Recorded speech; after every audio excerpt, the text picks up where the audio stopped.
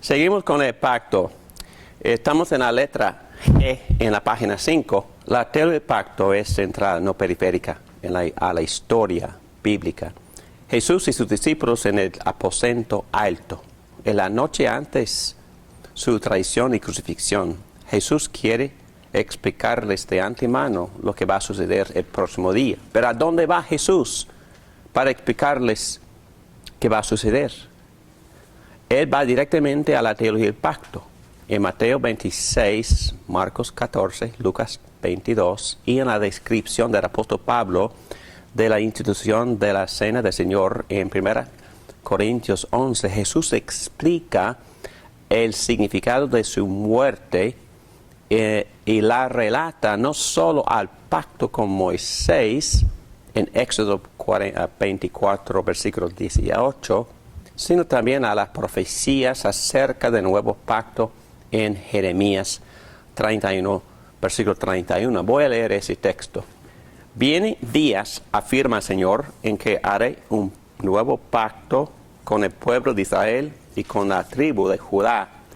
No será un pacto como el que hice con sus antepasados el día en que los tomé de la mano y los saqué de Egipto, ya que ellos lo quebrantaron, a pesar de que yo era su esposo, afirma el Señor. Este es el pacto que después de aquel tiempo haré con el pueblo de Israel, afirma el Señor. Pondré mi ley en su mente y la escribiré en su corazón, y seré su Dios, y ellos serán mi pueblo. Ya no tendrá nadie que enseñar a su prójimo, ni dirá nadie a su hermano: conoce al Señor, porque todos desde el más pequeño hasta el más grande me conocerán, afirma el Señor, y yo les perdonaré su iniquidad y nunca más me acordaré de sus pecados. Y cuando dice en Mateo 26, versículo 28, este es mi sangre de pacto, con las palabras exactas de Éxodo 24, versículo 8, este es mi sangre de pacto, cuando Moisés rociaba el altar con la sangre. Jesús usa la idea de pacto para explicar el significado de su muerte. ¿Ya han entendido? Cuando Jesús estaba ahí hablando acerca del significado de su muerte, que iba a suceder el próximo día, viernes, porque están ahí el jueves, Él está explicando lo que significa su muerte en términos de Moisés y Jeremías, en términos de pacto. Él está citando y hablando en voz alta estos textos que se ocurren en esos textos, Éxodo 24, versículo 18. Muy interesante, ¿no? Entonces, ¿a dónde va Jesús para explicar el significado de su muerte? Sí, al pacto, al pacto. Entonces, vamos a tomar otro ejemplo, la promesa de Dios a Abraham en Génesis 15. Y vamos a leer Génesis 15, porque es un pasaje fenomenal. Muy bien. Génesis 15, versículo 1. Después de esto, la palabra del Señor vino a Abraham en una visión. No temas, Abraham, yo soy tu escudo, y muy grande será tu recompensa. En el capítulo anterior, Abraham había rescatado a Lot de sus enemigos. Y luego Dios se aparece a Abraham para decir estas cosas. Pero Abraham, en versículo 2, le respondió: Señor y Dios, ¿para qué vas a darme algo si aún sigo sin tener hijos? Y el heredero de mis bienes será Eliezer de Damasco. ¿Cómo no me has dado ningún hijo? Mi herencia la recibirá uno de mis criados. No, ese hombre no ha de ser tu heredero, le contestó el Señor. Tu heredero será tu propio hijo. Luego el Señor lo llevó fuera y le dijo: mira hacia el cielo y cuenta las estrellas y ver si puedes. Así de numerosa será tu descendencia. Abraham creyó al Señor y el Señor lo reconoció a él como justo. Ustedes saben que Pablo escribió el libro de Romanos basado en ese texto, ¿no? Literalmente hablando, el libro de Romanos es una exposición de Génesis 15:6. Y Pablo menciona constantemente Génesis 15:6, escribiendo el libro de Romanos, especialmente en los primeros 5 capítulos. Puro evangelio. Aquí encontramos la gran doctrina de la justificación por fe. Yo soy el Señor que te hice salir de Ur de los Caldeos para darte en posesión esta tierra. Pero Abraham le preguntó, Señor Dios, ¿cómo sabré que voy a poseerla? El Señor le respondió, tráeme una ternera, una cabra y un carnero, y todos ellos de 3 años, y también una tórtola y un pichón de paloma. Abraham llevó todos estos animales, los partió por la mitad, y puso una mitad frente a la otra, pero a las aves no las partió. Y las aves de rapiña comenzaron a lanzarse sobre los animales muertos, pero Abraham las espantaba. ¿Por qué hizo Abraham esto? Obviamente sabía algo, ¿no? Sabía algo de las costumbres de su era acerca de qué hace uno cuando está a punto de entrar en un pacto. Él mató a los animales y las separó. Y entonces puso las partes en 2 líneas para dejar un espacio entre las dos. Y los animales cortadas, sangrando, ahí están muertas y están listos para la ceremonia ritual de pacto. ¿Ok? Y Abraham llevó todo. Sigo con el versículo 12. Al anochecer, Abraham cayó en un profundo sueño y lo envolvió una oscuridad aterradora. El Señor le dijo, debes saber que tus descendientes vivirán como extranjeros en tierra extraña, donde serán esclavizados y maltratados durante 400 años. Pero yo castigaré a la nación que los esclavizará. Y luego, ¿de quién habla? De los egipcios. Muy bien. 400 años, exacto. Y luego tus descendientes saldrán en libertad y con grandes riquezas. Todo eso fue prometido como 600 años antes de los eventos. Todo fue profetizado y planeado y decretado por nuestro Dios soberano.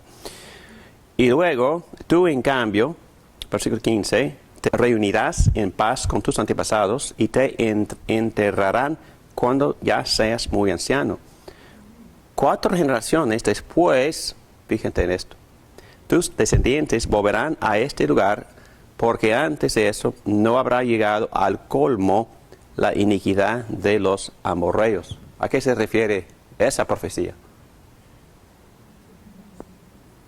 ¿Qué va a hacer Dios con los que ocupan la tierra de Canaán? Va a destruir por completo por la invasión de Josué y su ejército. Entonces, mucha gente lee la Biblia y dice, oh, Dios está cometiendo genocidio. No, Dios está castigando a esta gente por sus maldades. Dios había decidido destruir a esta gente por la grosería, por las maldades, por lo malo de sus actos. Y Él iba a usar su propio pueblo chiquitito como instrumento en sus manos para poder hacerlo. Dios mismo lo hizo. Pero no es la primera vez que Dios había castigado al ser humano de esta forma. Con Noé, ya lo había hecho. Entonces es una forma de exhibir la justicia de Dios, pero también es una forma muy pequeña y es una forma como de metáfora, porque en verdad estamos invadiendo para dominar la tierra prometida que ilustra y profetiza qué va a pasar en el futuro nuestro, cuando viene el conquistador Cuando viene el rey, ¿qué sucederá? ¿Qué sucederá? Otro juicio. Y el juicio final. El juicio final. Que nadie va a poder soportar, menos los que se encuentran en el Señor del pacto, en Jesucristo. Y los demás serán juzgados así como los amorreos. Entonces todo esto es evangelio, es mi punto. Todo esto ilustra, revela, profetiza y nos da a entender lo que es el evangelio de Jesucristo. Entonces, cuando Dios quería asegurarle a Abraham de su palabra de promesa, ¿cómo le asegura Dios a Abraham? Dios se expresa en términos de la teología del pacto. A Abraham se le había prometido que tendría una simiente y a través de esa simiente todas las naciones del mundo serían bendecidas. Ustedes recuerdan eso en capítulo 12, ¿verdad? Las promesas que Dios le había hecho estableciendo la relación íntima con Abraham en capítulo 12. Pero muchos años habían pasado. Dios lo había llamado de su familia pagana del Ur de los Caldeos y le había dado la promesa de pacto en Génesis capítulo 12. Pero Abraham todavía no tenía hijo. Después de que Abraham había rescatado a Lot del rey en Canaán, Dios se acerca a Abraham y le dijo, soy tu escudo y muy grande será tu recompensa. Y Abraham le respondió a Dios diciéndole, Señor y Dios, ¿para qué vas a darme algo si aún sigo sin tener hijos? La gran lucha de Abraham es, pese a sus grandes riquezas, y Dios le había bendecido, él fue uno de los hombres más ricos de su era, que él no tenía a un hijo como heredero. Por eso cuando Dios le dice, soy tu escudo y gran recompensa, Abraham le responde, gracias, te lo agradezco mucho, pero no tengo heredero a quien dárselo. De hecho, mi heredero es un esclavo, su nombre es Eliezer de Damasco. ¿Qué es el problema de Abraham? ¿Qué es lo que le falta? Seguridad. No tiene seguridad de que Dios va a cumplir con su promesa. A veces yo también tengo esa inseguridad. Les confieso, Abraham está luchando con la seguridad. Abraham quiere estar seguro de la certeza de la promesa de Dios y quiere que Dios le asegure de su promesa. ¿Y qué pasa en este contexto? Es una de las cosas más sorprendentes de toda la Biblia. Dios increíblemente se involucra en un ritual ceremonial de un pacto. ¿Y por qué lo hizo? Para asegurarle a Abraham de su confiabilidad en su promesa. En resumen, ustedes, sus alumnos que están aquí, ¿entienden todo esto? Cuando Cristo quiere explicar su muerte, ¿a dónde va? Al pacto. Cuando Dios quiere asegurarle a Abraham, ¿a dónde va? Él hace pacto. En efecto, Dios le dice a Abraham, ¿tú quieres estar seguro que yo cumpliré con mi promesa? Muy bien, voy a realizar un pacto, voy a sujetarme a un pacto y voy a confirmar mis promesas contigo con un pacto. Bueno, vamos a estudiar todo esto en más detalle, pero en breve. Cuando en este pasaje, en versículo 17, perdón. Cuando el sol se puso y cayó la noche, aparecieron una hornilla humeante y una antorcha encendida, las cuales pasaban entre los animales descuartizados. En aquel día el Señor hizo un pacto con Abraham.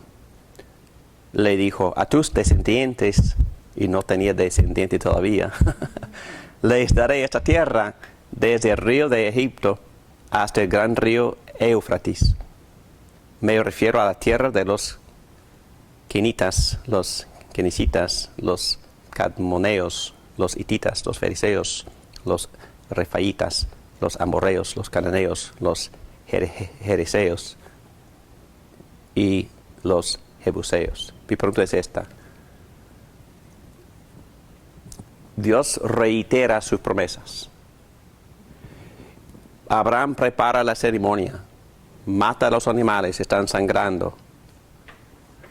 Y cuando en el Nuevo Testamento interpretan esto en Hebreos capítulo 6, dice que este es el juramento.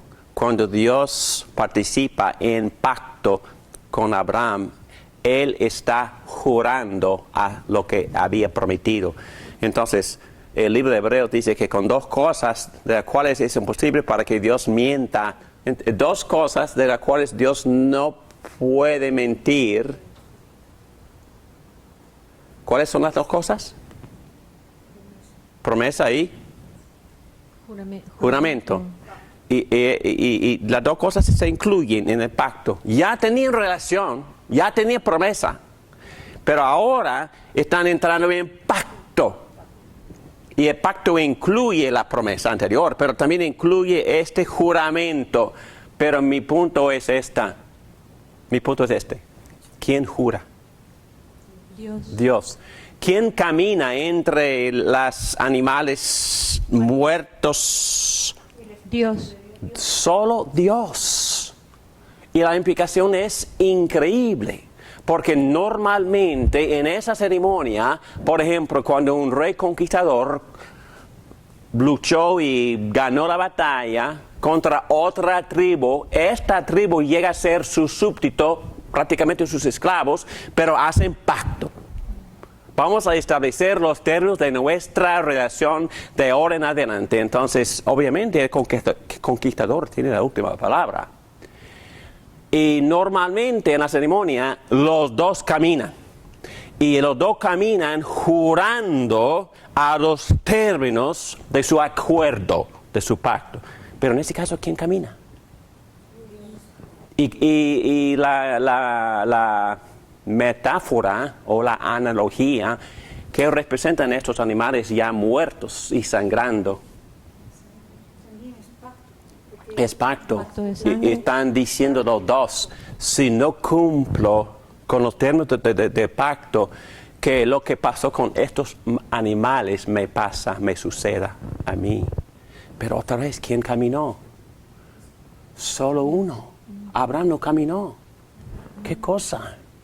Entonces, ¿qué es lo que Dios está prometiendo? No solo prometiendo, pero jurando. ¿Qué está diciendo Dios? El mismo.